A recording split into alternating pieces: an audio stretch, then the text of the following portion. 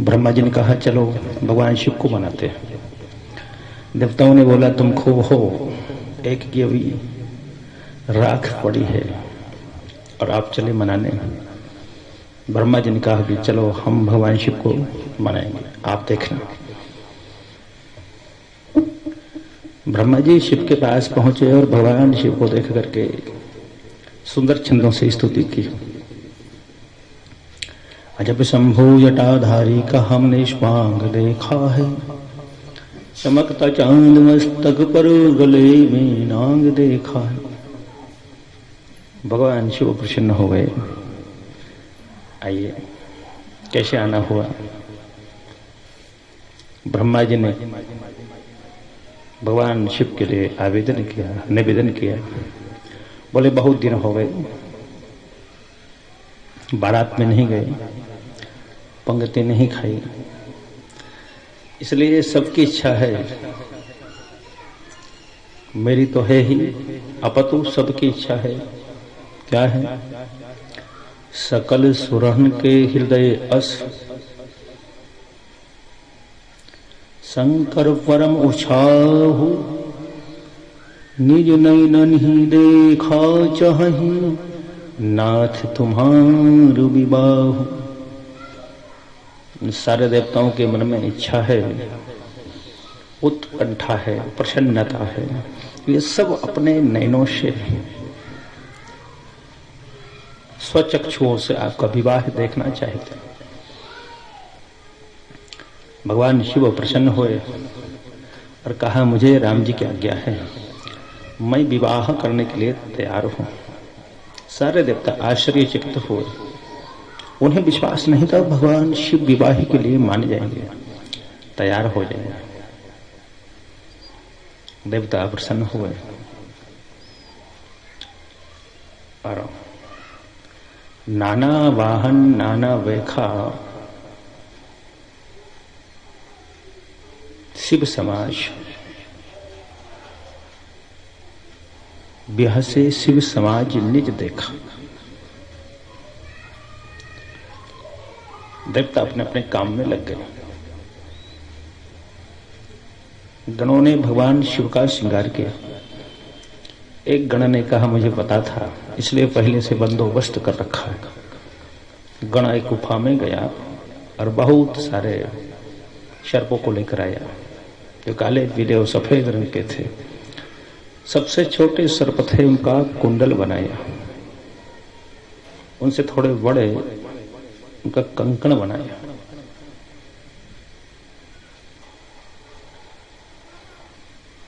एक सर्प का जनेऊ कुछ सर्प गले में डाले, भगवान शिव का श्रृंगार कर दिया।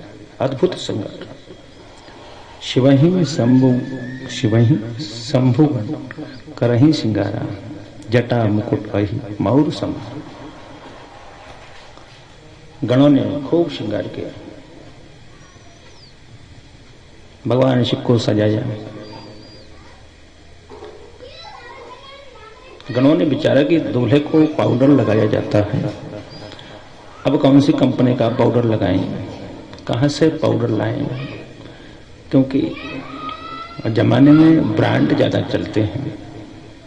किस ब्रांड का पाउडर चाहिए भाई, अब कौन से ब्रांड का पाउडर लगाते हैं, अलग अलग कंपनी चल रही है। अब कौन सी कंपनी का पाउडर लाया जाए भगवान शिव के लिए। मालूम है भगवान शिव कौन सा पाउडर लगाते हैं? चिता भस्मालेपा सर्गपीन्द्र रोटी परिकर। भगवान शिव चिता भस्म लेपन करते हैं।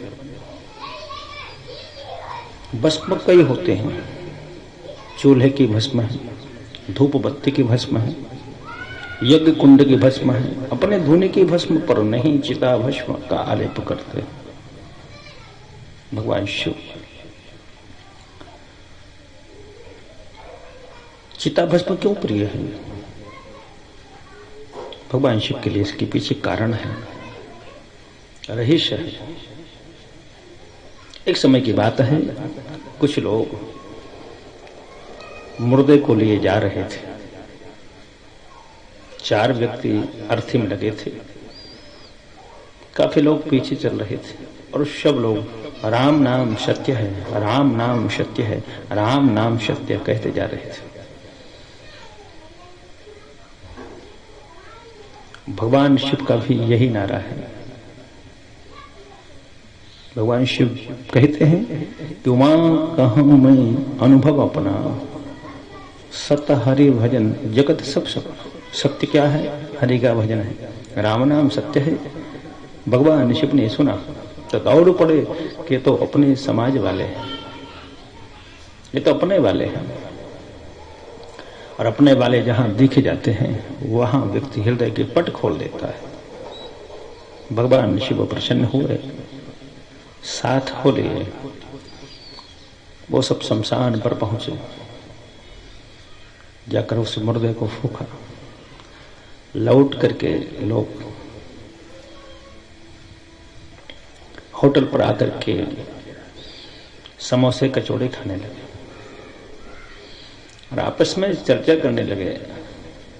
एक सज्जन बोले, अरे भाई मरना था तो संडे को मरता, रविवार को मरता,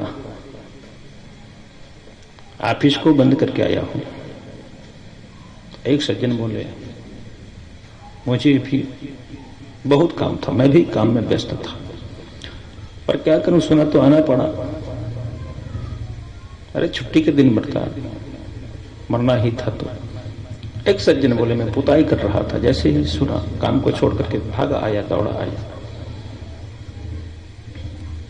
भगवान शिव ने सुना, सोचा कि ये अपने वाले नहीं है, ये अभी राम नाम सत्य है कह रहे थे और अब गृहस्थी की घर की बातें कर रहे हैं, ये अपने वाले नहीं हो सकते। अरे जीते जी जैसा भी रहा हो, पर मरने के बाद सबसे राम का नाम उच्चारण कराया। इन्हें जीते जागतों से, इन चलते फिरते मुर्दों से तो मरा हुआ मुर्दा श्रेष्ठ है। ऐसा कहकर भगवान शिव दौड़ पड़े और उस मुर्दे की भस्म को लेकर के अपने अंग में धारण किया, आलेप गया। तब से भगवान शिव चिता भस्म को लगाते हैं। शमशान से हमें बोध प्राप्त होता है, ज्ञान प्राप्त होता है।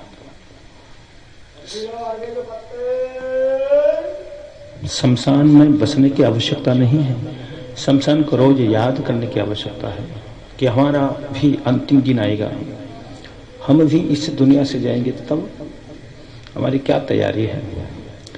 ये सब कुछ धीरे धीरे हमें करना चाहिए।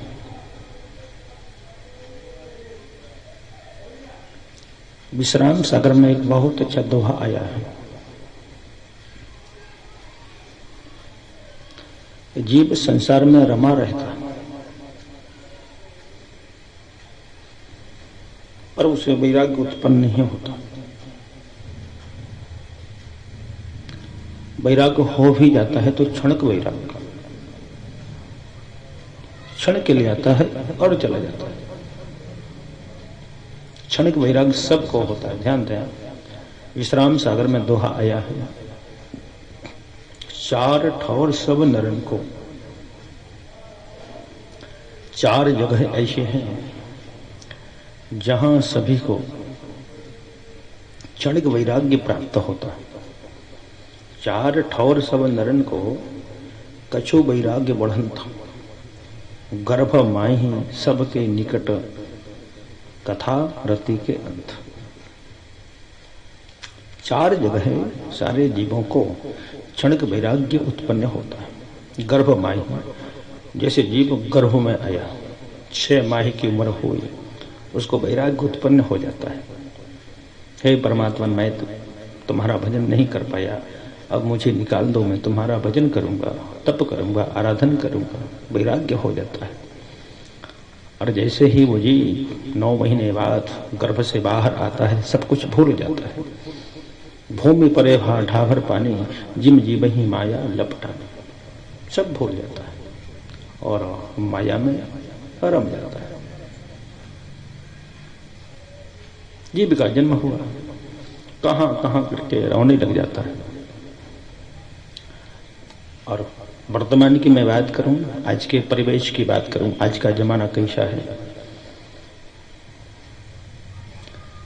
कहीं बालक जन्मा तो सारे लोग प्रसन्न हो जाते हैं, घर के जितने भी सदस्य हैं, थालियां बजने लगती हैं, उत्कंठित हो जाते हैं, बड़े बड़े आयोजनों की बात करते हैं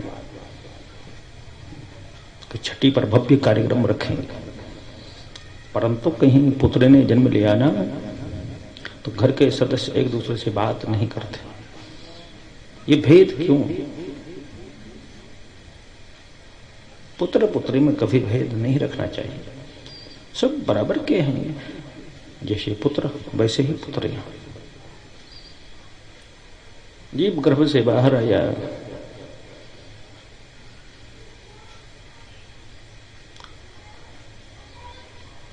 थोड़ा बड़ा हुआ, खिलौने से प्रेम करने लग जाता है, फिर और बड़ा हुआ, पुस्तकों से प्रेम करता है,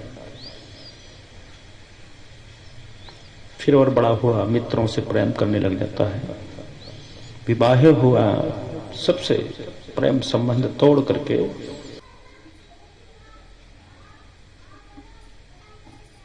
तो जीव प्रेम को परिवर्तित करता चला जाता है। अंत समय जैसा आता है वैसा ही चला जाता है। ये क्षणिक वैराग्य, गर्भ माही, गर्भ में जब जीव आया, क्षणिक वैराग्य हुआ। सबके निकट आपने देखा होगा, जो सब यात्रा में जाते हैं वह कहते हैं कि संसार में कुछ नहीं है, कल मिला था, बहुत अच्छा था, आज चला गया, हमें भी एक दिन जाना है। सब कहते हैं, पर आचरित कोई नहीं होता। ये क्षणिक वैराग्य है। खूब चर्चा करते हैं कि संसार नश्वर है, हमें जाना है, स्थिर नहीं है, पर घर आए, घर के कामों में उलझ जाते हैं। घर के कामों में उलझना बुराई नहीं है। हरि का भजन पेट का धंधा, जो ना करे मूर्ख और अंधा। पर भगवान को भुला देना, भगवान को याद ना करना, ये गुनाह है, ये बुराई है कि हम भगवान को याद करते रहें। गर्भ माही सबके निकट, कथा में हम जाएंगे और पंडित जी कहें कि ऐसा नहीं करना है, वैसा नहीं करना है, ये नियम लेना है, वो नियम लेना है, बिल्कुल सही, बिल्कुल सही। कथा के बाद आए सब कुछ भूल जाते हैं। ऐसे ही रति क्रिया के बाद क्षणिक वैराग्य उत्पन्न होता है।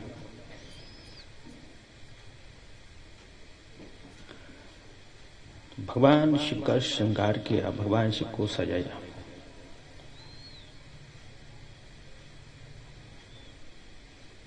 भगवान शिव तैयार हुए, बोले सारी व्यवस्थाएं हैं, अब सूट चाहिए, क्योंकि दूल्हा जब बारात के साथ जाते हैं तो सुंदर सूट चाहिए। बोले सूट कहाँ से लाएं? भगवान शिव का जो बाघांबर था, जिसको पहनते थे, उसको एक गण ने पहनाया। अब बाघांबर पहनाए और वो खिसक जाए, फिर पहनाए, फिर खिसक जाए। एक गण ने बाघांबर को पहनाया, ऊपर से एक सर्प को कस दिया। अब श्रृंगार भी हो गया, पाउडर भी भगवान शिव को लगा चुके, सूट भी पहना चुके। अब बोले एक लग्जरी गाड़ी चाहिए, क्योंकि दूल्हा जब जाता है तो उसको सुंदर गाड़ी की आवश्यकता होती है। अब 4 व्हीलर कहाँ से आई? कौन सी गाड़ी में भगवान शिव जाएंगे? भगवान शिव ने कहा कि मैं मांग करके किसी वाहन को नहीं ले जाना चाहता, क्योंकि जो मांग कर वर बनते हैं वो 4 दिन में बराबर हो जाते हैं। इसलिए भगवान शिव ने कहा कि हम अपने नंदी पर सवार होकर के जाएंगे। गण बोले नंदी पर बैठ कर जाओगे? भगवान बोले हाँ जरूर। जिस नंदी ने जीवन भर मेरा साथ निभाया, मैं उसको भला कैसे भूल सकता हूँ, कैसे छोड़ सकता हूँ? भगवान शिव बोले हम अपने नंदी पर सवार होकर के बारात लेकर के जाएंगे। भगवान शिव नंदी पर सवार हुए, नंदी के ऊपर बैठे। कैसे बैठे? पीछे को मुँह किया और भगवान शिव नंदी पर सवार हो गए। गण हंसने लगे। सारे देव भी बारात में जाने लगे, सब मुस्कुरा रहे हैं। भगवान शिव से बोले, शंकर जी से कहा कि आप पीछे को मुँह करके क्यों बैठे हो? भगवान शिव ने कारण बताया, क्योंकि किसी भी बात का कारण अवश्य होता है। भगवान शिव ने कहा कि देखो, मेरी बारात में स्वयं नारायण चल रहे हैं साथ। ये स्वाभाविक है कि दूल्हा आगे जाता है, बारात पीछे जाती है। भगवान शिव ने कहा कि मैं जगत को पीठ दिखा सकता हूं पर जगन्नाथ को नहीं, संसार से पीठ कर सकता हूं पर भगवान से नहीं।